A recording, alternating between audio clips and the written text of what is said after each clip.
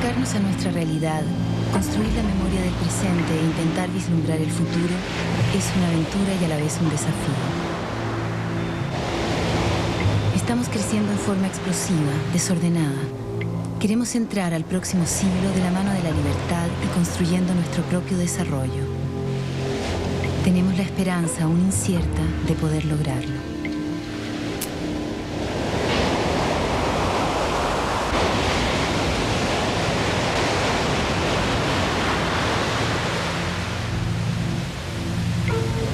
Recién salimos de una década perdida, y aunque hoy la vitalidad de las voces se ha impuesto al silencio, el pasado no es aún un lejano recuerdo.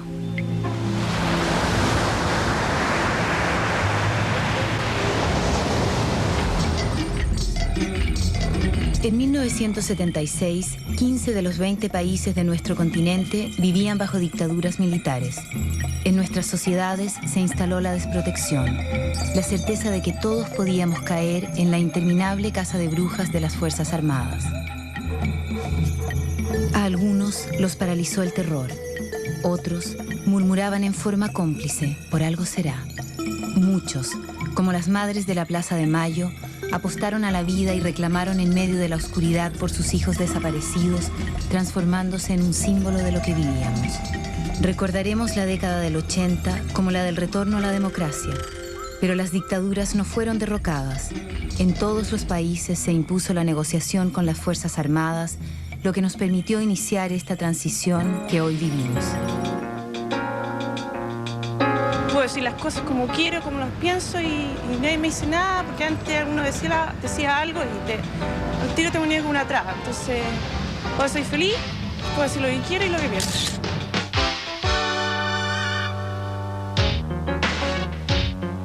A lo mejor no variaron los problemas de la época de la dictadura y ahora, sino que están más a la luz.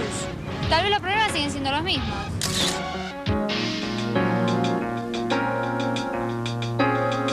Los jóvenes tenemos como muchas expectativas, pero no encontramos hacia dónde agarrar. Porque, infelizmente, aqui não há justiça nenhuma. Muita corrupção, muita falsidade. Infelizmente, o poder aqui, poder político, nós não acreditamos mais nisso.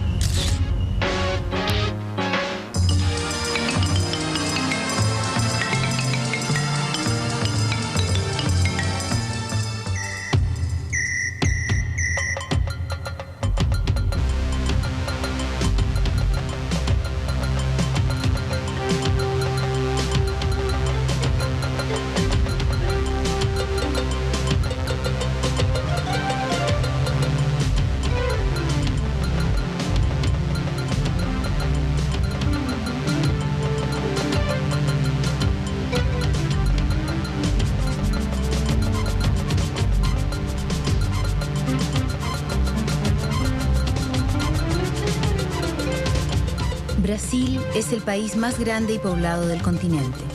También es el primer productor de naranjas y caña de azúcar en el mundo y la séptima potencia en armamentos.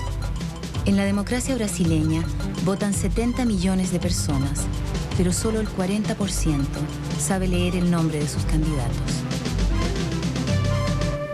En 1989, los brasileños, por primera vez en 29 años, pudieron elegir a su presidente en elecciones directas. Los candidatos más votados fueron Lula, dirigente del Partido de los Trabajadores, y Fernando Collor de Mello, un político joven y casi desconocido que finalmente se convirtió en presidente. Eu acho que hoje no Brasil nós conseguimos, depois de muita luta, ter liberdade. Isso há no Brasil. Liberdade de informação, liberdade de organização, de protesto, de crítica, tudo. Então nós temos hoje no Brasil duas grandes dificuldades para realmente enraizar a democracia. Faltam instituições que asseguram os direitos e falta, por outro lado, credibilidade. Está faltando no Brasil que as pessoas confiem e isso é fundamental. E eu agregaria um terceiro elemento. É fácil abrir um processo político e o jogo livre de pressões, de demandas, quando há recursos. Nosso problema aqui é que nós temos democracia, mas nós não temos pão. Nós não temos recursos para atender as demandas que aumentaram muito. Então, essa é uma ginástica muito grande. Eu acho até que tem sido uma proeza manter o regime aberto, com todo mundo pressionando e sem ter recursos para atender as demandas. Olha, o meu sonho, mais para frente, eu quero estudar computação. É uma vida muito sacrificada, realmente, a vida de Brasília está uma vida muito sacrificada.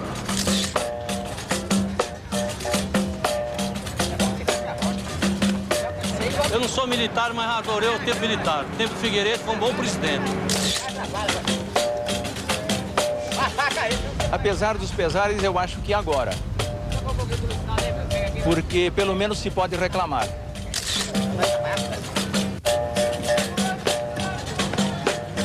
Como é que tem sonho? Com um presidente desse aí? A gente não tem sonho não, só tem pesadelo só.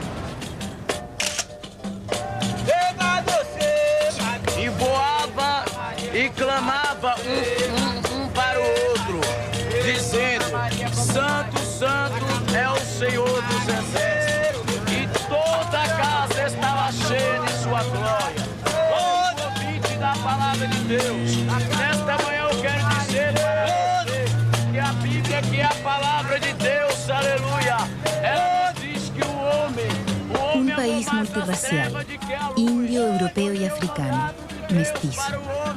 Los brasileños viven en el primer y tercer mundo a la vez. Exportan teleteatros a más de 70 países, pero de cada 1000 niños que nacen, 85 mueren antes de los 5 años.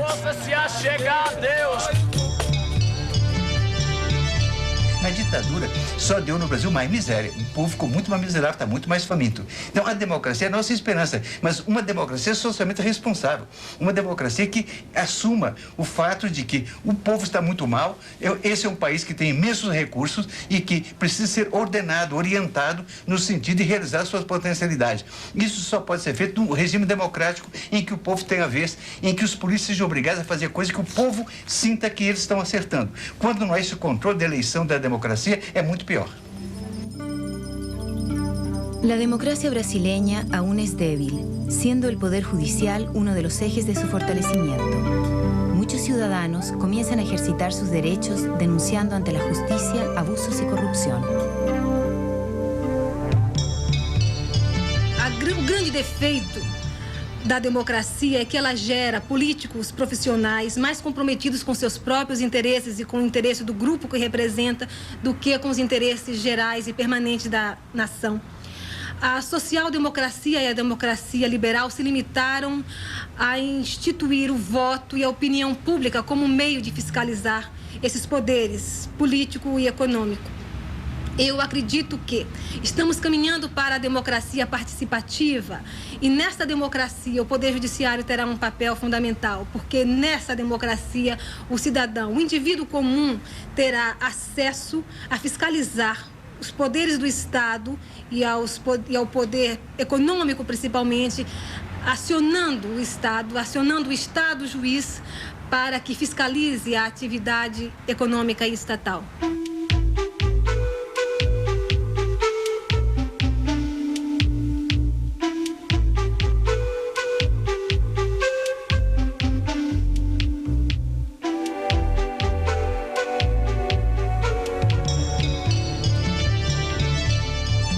A construção da democracia no Brasil, ela tem que acontecer em cima de situações concretas. A democracia não pode ser um ente abstrato.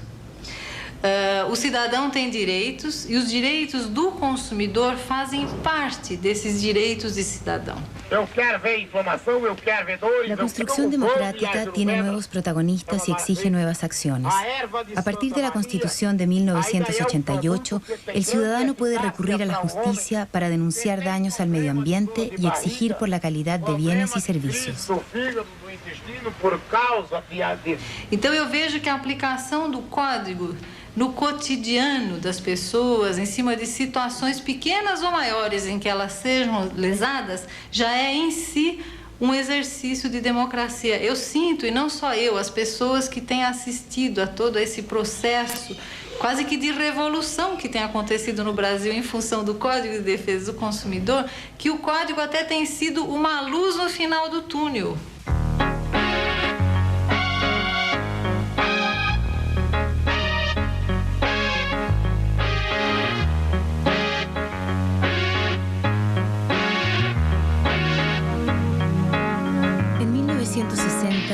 país inauguró su nueva capital, construida a ritmo vertiginoso por miles de obreros y técnicos que trabajaron durante 3 años.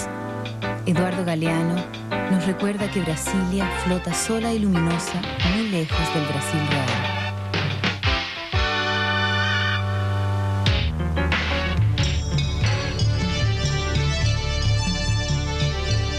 É a ironia do destino, né?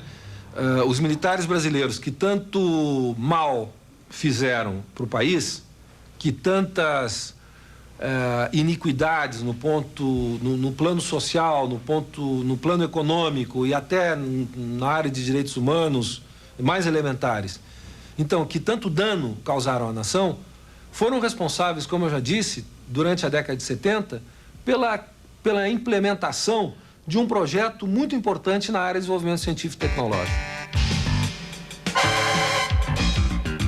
En 1982 se instaló en Río de Janeiro el primer enlace experimental de comunicaciones ópticas. El gobierno militar promovió la protección a la industria nacional de informática, realizó la carretera transamazónica y desarrolló la industria nacional de armamentos. Pensaban que el crecimiento de un país solo podía ocurrir en el marco de un gobierno militar. Para ellos, desarrollo y democracia eran realidades opuestas.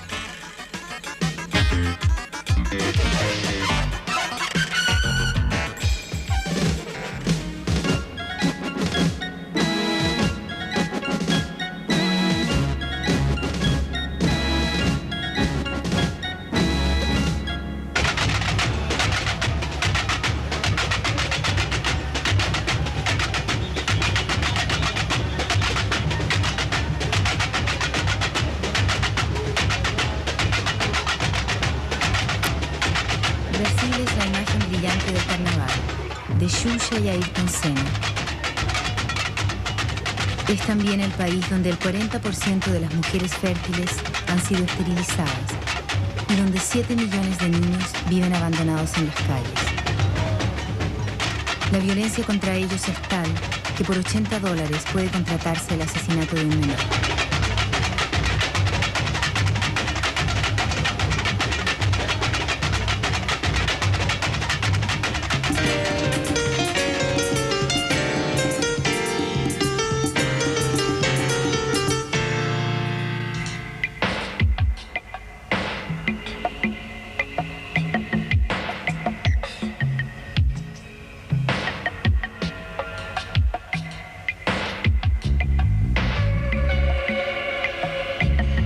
Uruguay es el país más pequeño de América del Sur.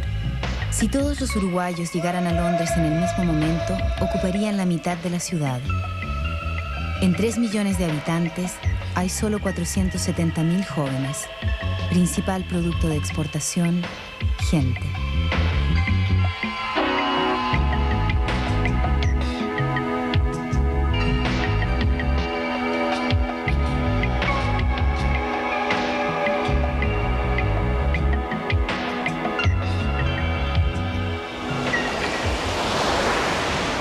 Los uruguayos trabajaron juntos para recuperar la democracia. Soñaban con un país distinto. En 1985, el presidente Sanguinetti asumió luego de 12 años de gobierno militar y prometió cambios en paz. Muchas expectativas quedaron por el camino. Poco después, el Parlamento amnistiaba a los militares por los crímenes cometidos. 3 mujeres, al frente de un gran movimiento cívico y con el color verde como símbolo de la esperanza de justicia, lograron sin éxito, a través de un plebiscito, anular esta amnistía.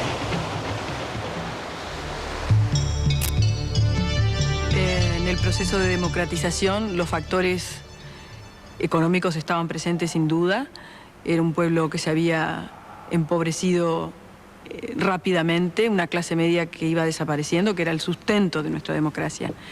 Pero también los uruguayos, creo que cuando faltaron las libertades, las famosas garantías formales, nos dimos cuenta que sin eso no se podía vivir.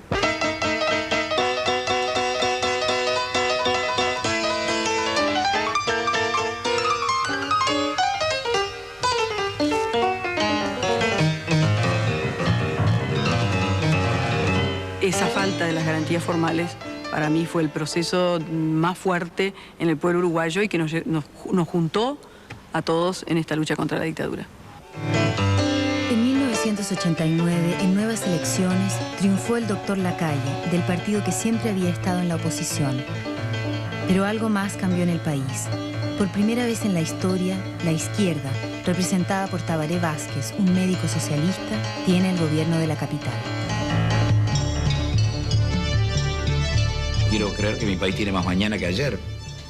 Soy una persona de viejo arraigo familiar a la República, de muchos años.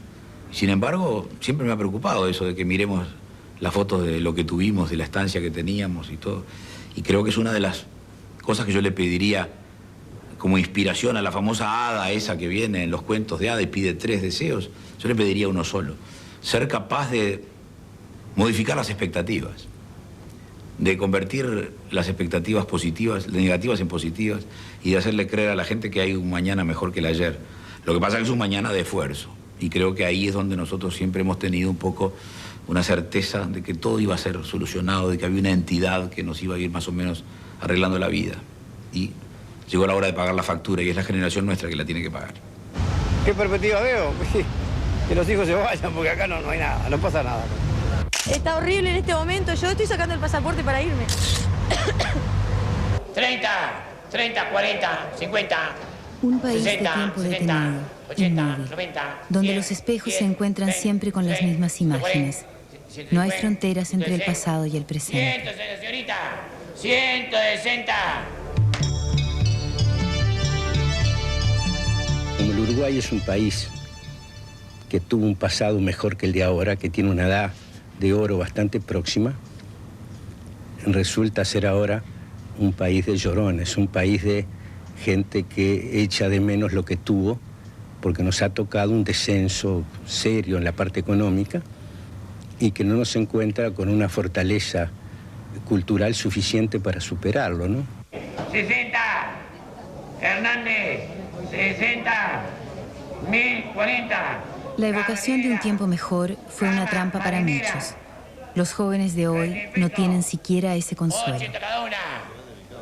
¿Querés? 90 en el fondo. 90 en el fondo. Allá al fondo todo. 90.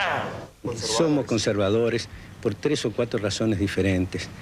Primero, porque todo pueblo de inmigrantes es un pueblo nostalgioso. Nosotros descendemos de gente que ya una vez perdió todo, cruzó el mar, vino acá y empezó de cero de nuevo.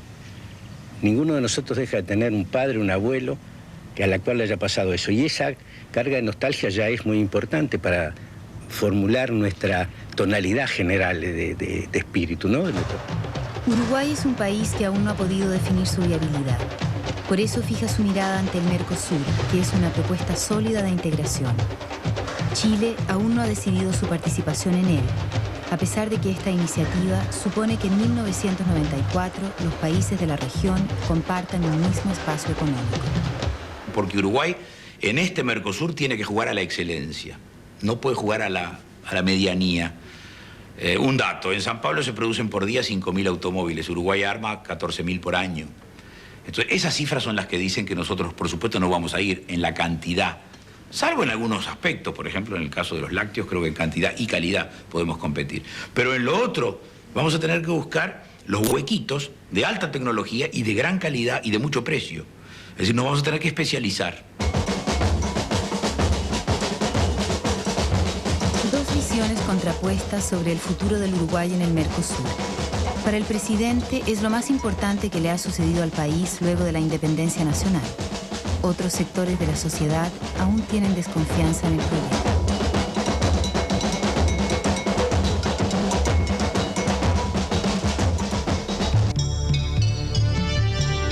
Mercosur nosotros, y creo que el conjunto de la población no siembra ninguna expectativa favorable como de repente el gobierno pretendiera crear.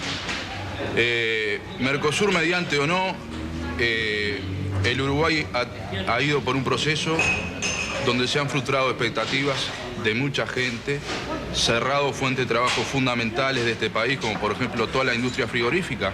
Hoy son pocos los trabajadores de los 650.000 ocupados que tiene este país que trabajan de la industria frigorífica, que fue la más floreciente. o la lana, o como decía el compañero, que el Uruguay apele a esa riqueza que sabemos que tiene, que puede ser envidia a cualquier país del mundo, que está en el agro y en la industrialización del mismo. El Uruguay no apela a eso.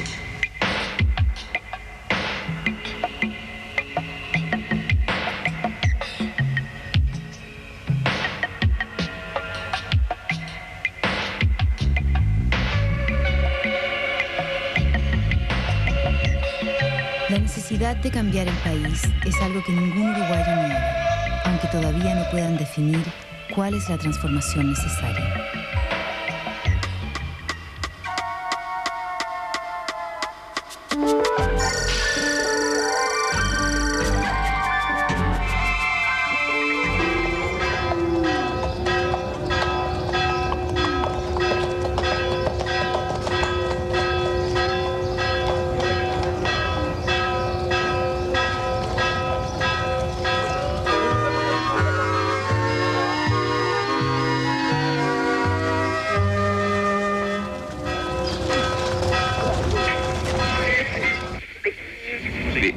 Somos inmigrantes, somos sabelotodos, somos escépticos, somos argentinos por sobre todas las cosas, sacamos la bandera, nos ponemos la camiseta, somos de Boca, somos de River, pero por sobre todas las cosas somos una mezcla rara de Penúltimo Linchera y Primer Polizonte en el viaje a Venus, ya se dijo en algún tango por ahí, lo de Discépolo, ¿no? La Biblia junto al calefón. Somos capaces de darnos cuenta después de algún tiempo de todo lo que hicimos mal hace algún tiempo, pero nunca nos dábamos cuenta. Y así pasaron los gobiernos militares, y así pasaron los golpes de Estado, y así pasaron los planes económicos, y así pasaron los campeonatos del mundo. Y siempre estamos entre nostálgicos y felices, y siempre estamos como sin saber a dónde vamos. Es difícil definir lo que es un argentino, absolutamente difícil. De todos modos podríamos hacer un paralelismo y decir en qué se parece un argentino a otro argentino. Tal vez en lo boludo, porque de boludo tenemos mucho. Es la Rock and Pop, 10:45 de la mañana, y seguimos girando en tu onda.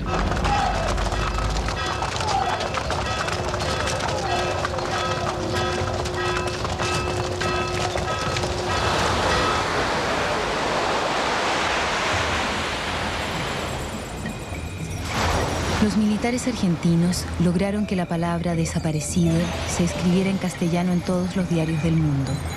Nunca más fue la expresión colectiva ante el horror. En la nueva democracia se inició el juicio al expresidente Videla, al contraalmirante Macera y a las juntas militares. Sin embargo, poco después, la ley de punto final y luego el indulto del presidente Menem les devolvió la libertad. Los crímenes que al principio parecían intolerables fueron considerados con indiferencia. Hoy, el olvido amenaza el pasado argentino.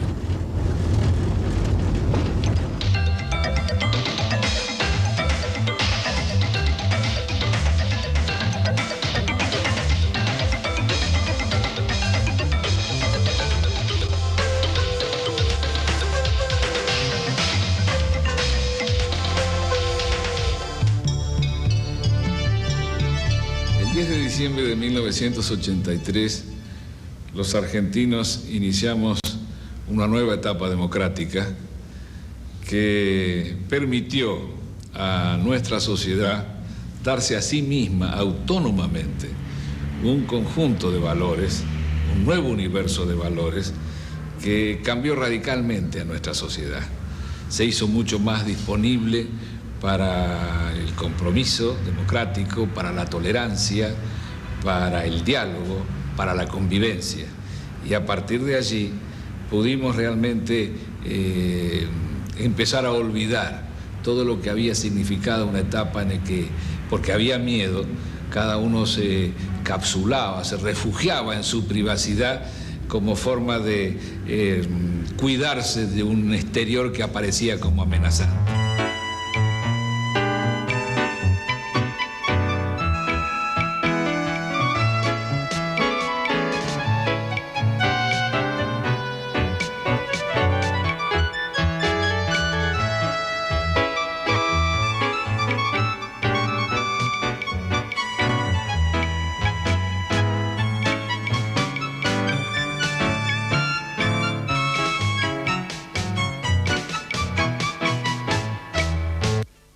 Por primera vez en muchos años, un gobierno sucedió a otro a través de elecciones. Menem, considerado como un caudillo excéntrico, fue con sus promesas de revolución productiva y salariazo una esperanza frente a la aguda inestabilidad económica del gobierno de Alfonsín. Cuando yo me hice cargo del gobierno, el primer día que me hice cargo del gobierno, anuncié de que era necesario hacer cirugía mayor sin anestesia para empezar a avanzar sobre los tremendos males que azotaban a la República Argentina desde hacía muchos años, producto de pésimas y fraudulentas administraciones.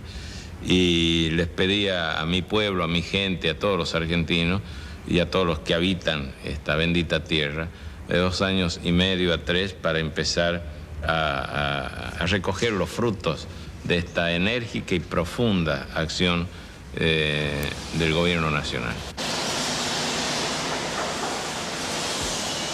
La intervención del Estado es para muchos un freno al desarrollo. Por eso, en estos países, las privatizaciones son puntos centrales en los modelos económicos de los gobiernos.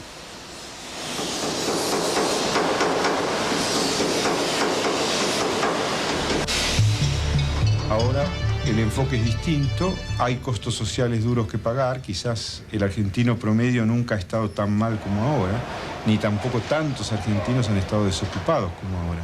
Pero todo este tremendo precio que se está pagando es con miras a reconstruir el país, eliminar la gran inoperancia e ineficiencia, especialmente en el área pública y estatal, con miras a construir un país nuevo sobre bases más sólidas y más comparable con los países del primer mundo, con los países desarrollados, que es en definitiva de quienes tenemos algo para mirar.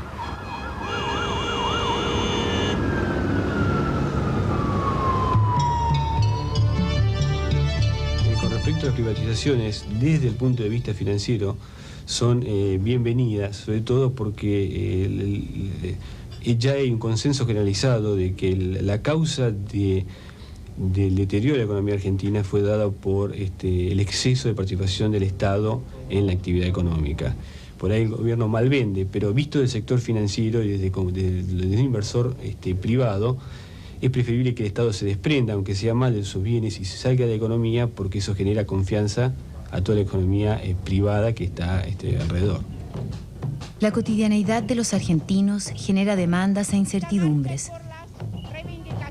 La amenaza militar es otra de las interrogantes de esta nueva democracia. Representamos a los pacíficos ciudadanos que vieron interrumpido su viaje en un colectivo por un tanque que los arrasó.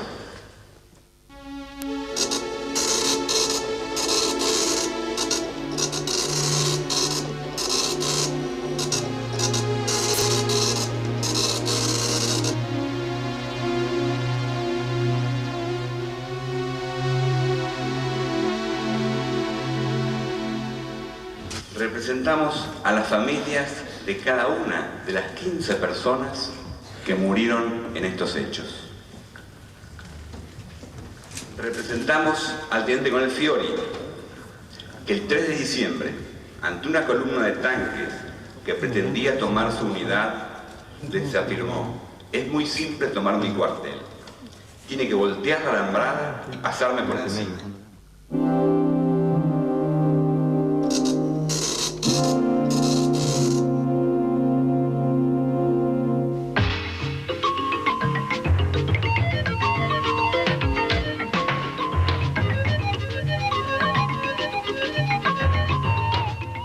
La Argentina es una pasión inútil, dijo Jorge Luis Borges.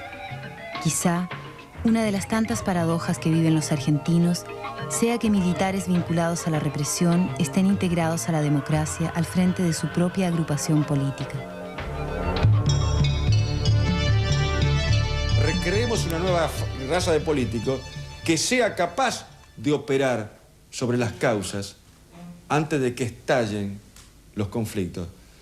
Si esto no ocurre, si el político no opera sobre las causas, necesariamente el soldado, el policía o el gendarme tiene que operar sobre los efectos cuando estallan en la calle. Y opera de una sola forma, opera de la forma para lo cual, en la forma para lo cual fue formado, entrenado y equipado, con violencia.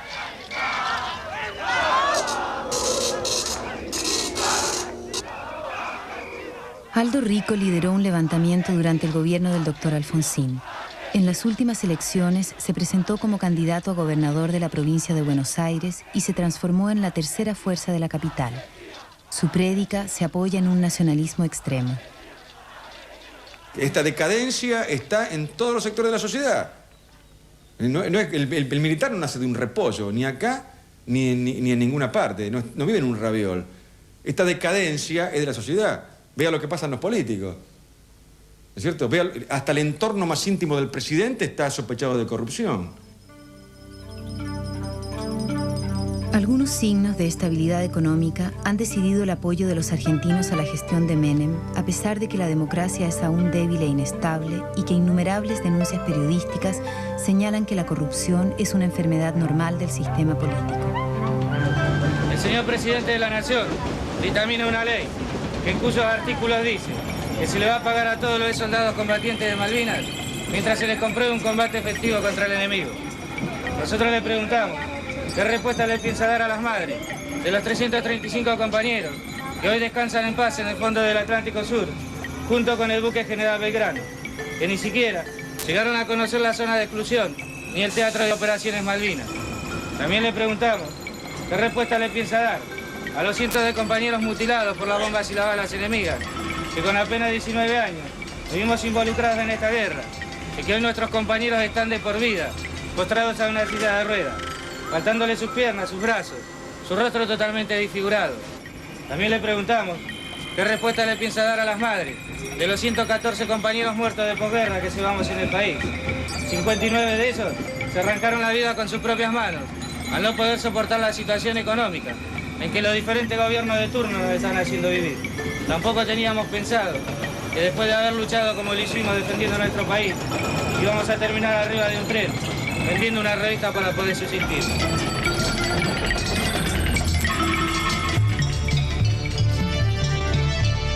La Argentina llama la atención por la magnitud de su fracaso. Uno busca un común denominador de lo argentino, que creo que no lo hay. Creo que son tan argentinos los 30.000 desaparecidos como los soldados que murieron en las Malvinas, como los militares borrachos que los mandaron a morir en Malvinas.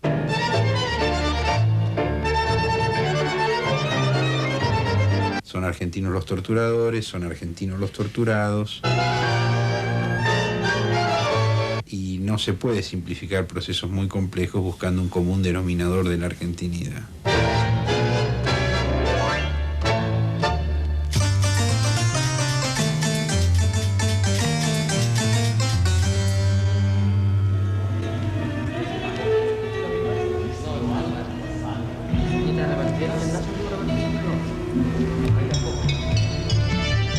Yo diría que nosotros en Chile estamos en las puertas de todas las promesas, pero no diría que estamos en los corredores, ni en los caminos, ni en las huellas del cumplimiento de esas promesas. Yo diría que estamos en las puertas, y bueno, las puertas, como se sabe, nosotros, los chilenos sobre todo, nos protegen de los terremotos, pero ya pasó el terremoto, por así decirlo, ahora hay que empezar a caminar. Chile es un país alargado e interminable que la cordillera empuja contra el Océano Pacífico. Vivió 17 años bajo la dictadura del general Pinochet y hoy ha recuperado la democracia.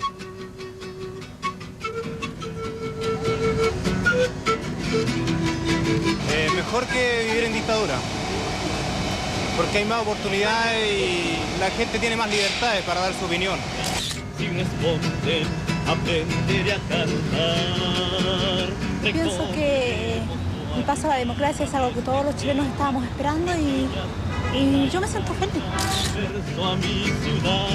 Prometieron mucho y no pasó nada.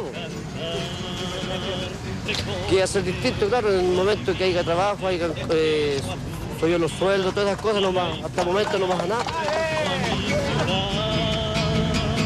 Santiago, quiero verte enamorado y a tu habitante mostrarte sin temor. En tus calles sentirás mi paso firme y saber quién respira a mi lado. En ese tiempo, el país se modernizó, pero no logró superar la pobreza. El porcentaje de pobres sigue siendo el mismo. El gobierno actual lo reconoce, el anterior lo ocultaba.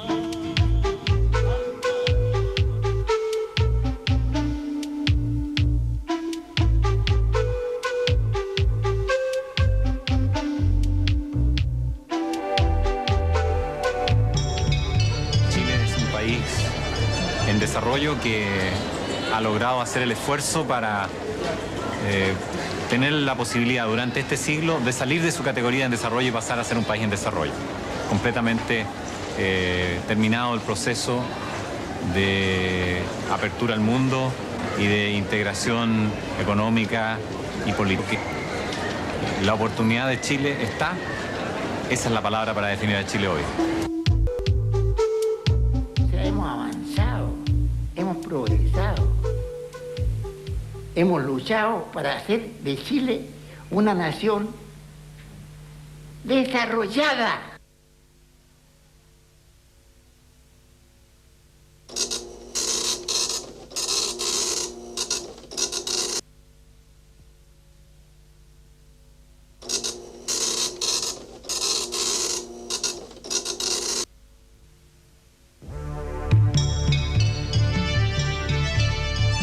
Porque ¿cuáles eran nuestras opciones? Ir a un enfrentamiento para derribar a la dictadura. Lo más probable es que lo perdiéramos y que la dictadura continuara. La otra opción era derrotar a la dictadura dentro de sus propias reglas del juego. Pero eso significaba el sacrificio de tener que aceptar reglas del juego que no estimamos justas y que esperamos poder ir modificando progresivamente. El nuevo gobierno del presidente Patricio Aylwin constituyó una comisión de verdad y reconciliación que recorrió todo el país oyendo testimonios sobre la violencia ocurrida. Aylwin habló a los chilenos y reivindicó públicamente la dignidad de las víctimas. A asumir la representación de la nación entera para en su nombre pedir perdón a los familiares de las víctimas. Por eso también pido solemnemente a las Fuerzas Armadas y de Orden y a todos los que hayan tenido participación en los excesos cometidos que hagan gestos de reconocimiento del dolor causado y colaboren para minorarlo. La modernización ocurrida bajo la dictadura ha hecho creer a muchos chilenos que pueden decirle adiós a América Latina y que están a un paso de ser un país desarrollado. Pero la sociedad chilena está dividida. Algunos disfrutan de los beneficios de la modernización, pero casi la mitad vive aún en la pobreza.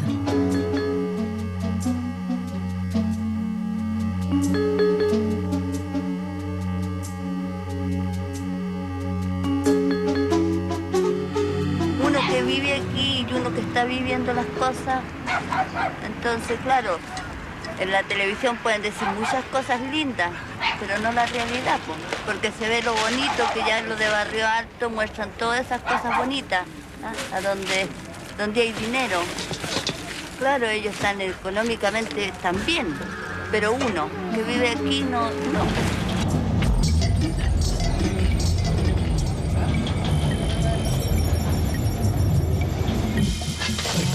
Sacar el carbón desde el centro de la Tierra. 5.000 metros de túneles con todo el océano encima. De lunes a sábado, 8 horas por día. Para mí hasta el momento ha sido lo mismo. Lo mismo ayer y hoy, porque siempre he tenido que hacer lo mismo. O sea, el trabajo va a ser el mismo. En este momento yo creo que el país no ha salido todavía de lo que podemos los chilenos esperar. Nosotros esperábamos una vuelta a la democracia, una vuelta más tranquila, más llevadera, ¿cierto?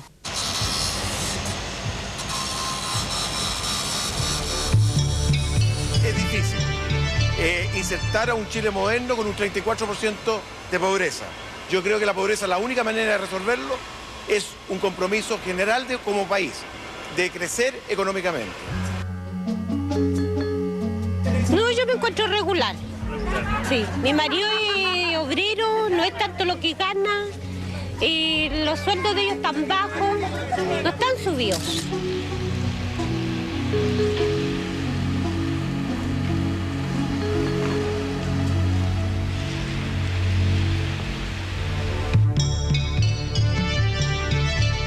Yo diría el 80% de los temas que se discuten en este edificio, la gente no los entiende y no siente que ellos impliquen una modificación verdadera de su situación de vida.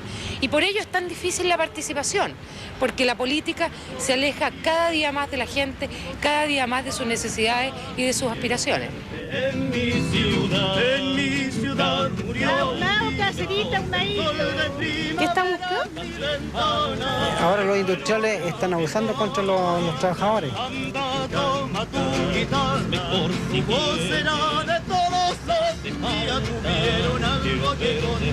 He pasado por todas las crisis, pero hallo que la libertad no tiene precio. Lo único que puedo decirle a la gente es que cuidemos lo que ha costado tener.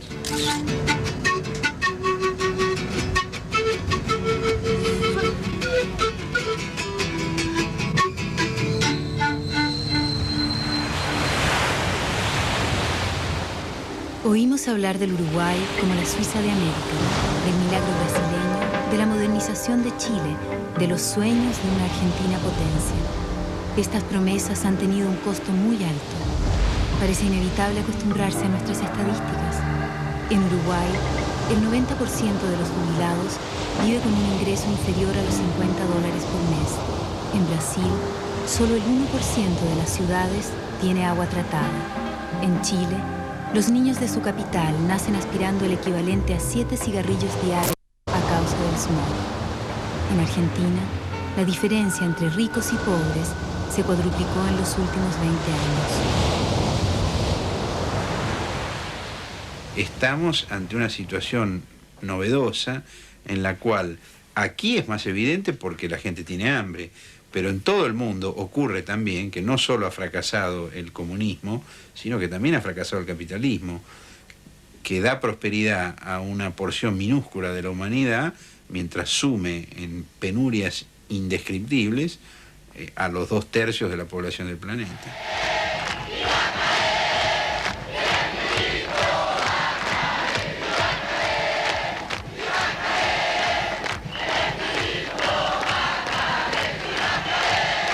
Sí que es difícil hablar del futuro en este país, ¿eh? Es muy difícil hablar del futuro en este país porque uno para pensar en futuro tiene que relacionarse primero con el pasado y en función del pasado y del presente uno dice, bueno, ¿cómo será la curva? ¿No? A Darwin le gustaba poner curvas, ¿no? La evolución para allá, para acá, la decadencia. Y nosotros como que venimos cayendo y cayendo y cayendo y cayendo. Se me ocurre que a veces no somos un país que está en vías de desarrollo, sino todo lo contrario, que es un país que está en vías de subdesarrollo.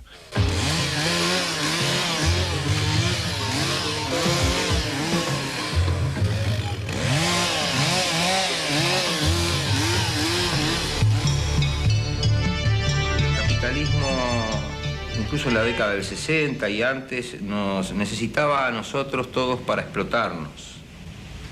Pero nos necesitaba. No solo necesitaba a nuestros países, nuestras materias primas, nuestros bosques, nuestros puertos, sino que nos necesitaba a nosotros como trabajadores para explotar nuestro trabajo. Hoy ya ni siquiera nos necesita para explotarnos. Hoy le sobramos, somos superfluos. Y ha decidido que nos moramos también. Ha decidido que tengamos enfermedades propias como el cólera, que tengamos incluso ciudades propias como las favelas, los cantegriles, las callampas, los pueblos jóvenes de los alrededores de Lima, donde vive la enorme mayoría de la población. Es decir, ha decidido que se desarrolle otra sociedad, que también es capitalista, pero de un subcapitalismo, capitalismo diferente, un capitalismo de la miseria, de la pobreza, al cual ellos llaman marginación e informalidad. En realidad, como esos son la mayoría, son las 4/5 partes de la humanidad, los informales y los marginados son ellos.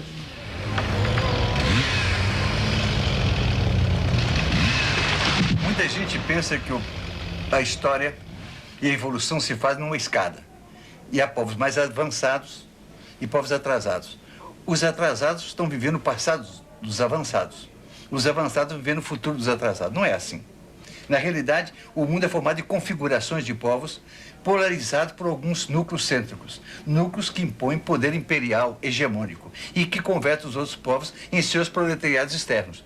Cartago não existia para Cartago, existia para Roma. O Brasil não existe para si, existe para o primeiro mundo e para atender o que o mercado do primeiro mundo quer, chupando o nosso sangue. Quer dizer, o mundo é assim, porque o processo civilizatório não se faz igualitariamente, não. Cada povo precisa lutar para manter o domínio do seu próprio destino e para dominar a tecnologia da civilização do seu tempo, que são as condições dele se realizar dentro da história. Luego de la caída del muro de Berlín, la descomposición del este europeo y la guerra del Golfo Pérsico, América Latina para muchos ha dejado de existir. Solo integramos el resto del mundo. Nos toca ahora enfrentar el futuro con nuestras propias fuerzas.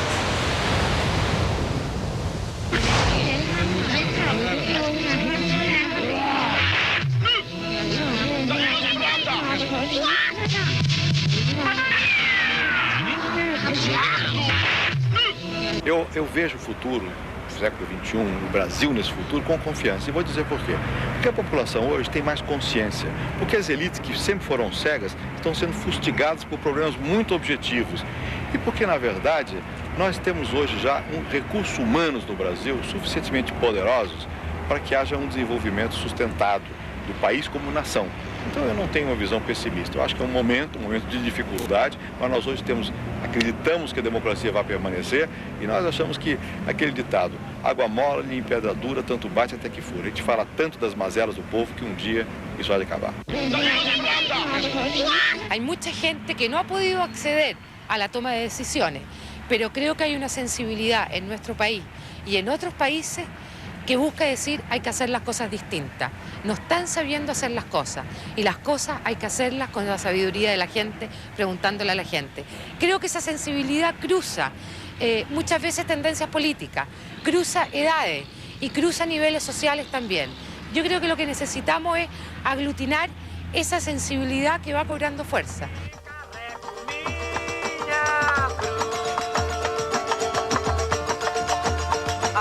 Se ha dicho que en nuestro continente, imaginación y realidad viven mezcladas en un espacio sin fronteras. Casi sin darnos cuenta, lo real se vuelve fantástico. Viejas realidades se confunden también con viejos sueños.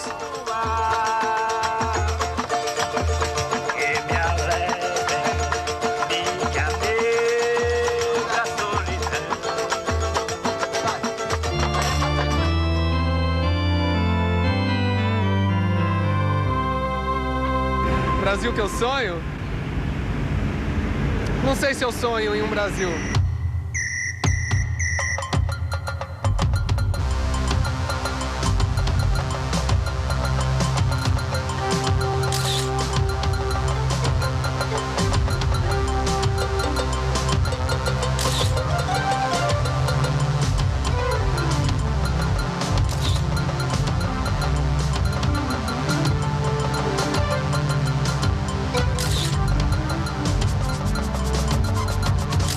Yo sueño con una Argentina, con una democracia como las que llevan los países que han vivido siempre en democracia.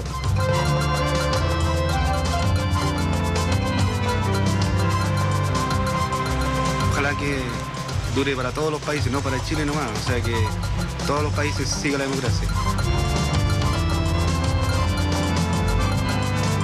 Pienso, digamos, para los años venideros, que vamos a tener un Uruguay mejor.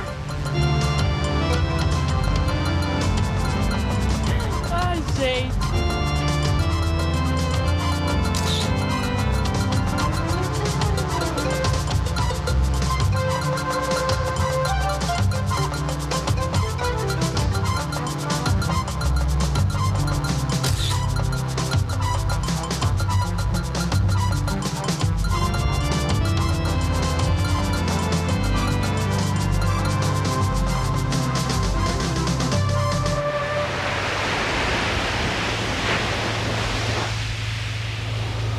Enfrentamos dos desafíos.